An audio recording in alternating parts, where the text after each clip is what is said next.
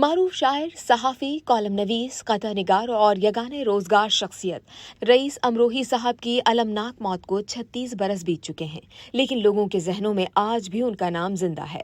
ان جیسی صفات کے حامل لوگ کسی بھی قوم میں روز روز پیدا نہیں ہوتے۔ وہ تقسیم سے قبل ہی روزنامہ جنگ سے وابستہ ہو چکے تھے۔ میر خلیل الرحمن مرحوم نے تقسیم ہند سے قبل دہلی سے روزنامہ جنگ کا اجرا کیا تو رئیس صاحب ان کے اولین ساتھیوں میں شامل تھے، اور دونوں حضرات کی پاکستان آنے کے بعد بھی ان کی یہ رفاقت اور وابستگی قائم رہی۔ رئیس صاحب کے چھوٹے بھائی سید محمد تقی کئی سال جنگ کے ایڈیٹر رہے۔ رئیس صاحب نے سیاست اور سماجیات کے علاوہ سال ہر سال تک نفسیات اور دیگر موضوعات پر کالم تحریر کیے۔ پراسرار علوم سے بھی انہیں خصوصی دلچسپی تھی اور قوانین کا ایک وسیع حلقہ براہ راست ان سے رابطے میں رہتا تھا۔ شاید اپنی غیر معمولی ذہنی صلاحیتوں کی بدولت وہ کسی نہ کسی حد تک مستقبل میں جھانک لیتے تھے۔ زندگی میں ہی انہوں نے بتا دیا تھا کہ میری موت میں 14 برس باقی رہ گئے ہیں۔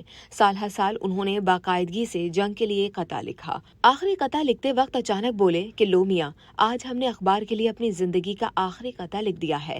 آج میری زندگی کا آخری دن ہے، لیکن میری بات یاد رکھنا، میرے قطعات میری موت کے 10 سال بعد تک جنگ میں شائع ہوتے رہیں گے۔ اور ایسا ہی ہوا۔ رات کے 9 بجے خبر آئی کہ رئیس صاحب کو قتل کر دیا گیا ہے۔ پورے ملک میں صف ماتم بچھ گئی۔ رئیس صاحب کی پیش گوئی تو پوری ہو گئی، لیکن وہ بے شمار لوگوں کو اشک بار کر گئے۔ رئیس امروہی کا خانوادہ معروف اور باصلاحیت افراد پر مشتمل تھا۔ ان کے چھوٹے بھائی جون ایلیا شاعری کی دنیا میں انمٹ نقوش چھوڑ گئے ہیں۔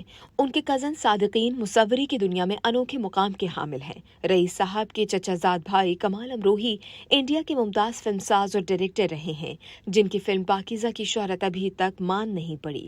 رئیس امروہی بلا شبہ ایک بے مثل اور بے بدل انسان ہیں۔ ان کا قتل گویا انسانیت کا قتل تھا۔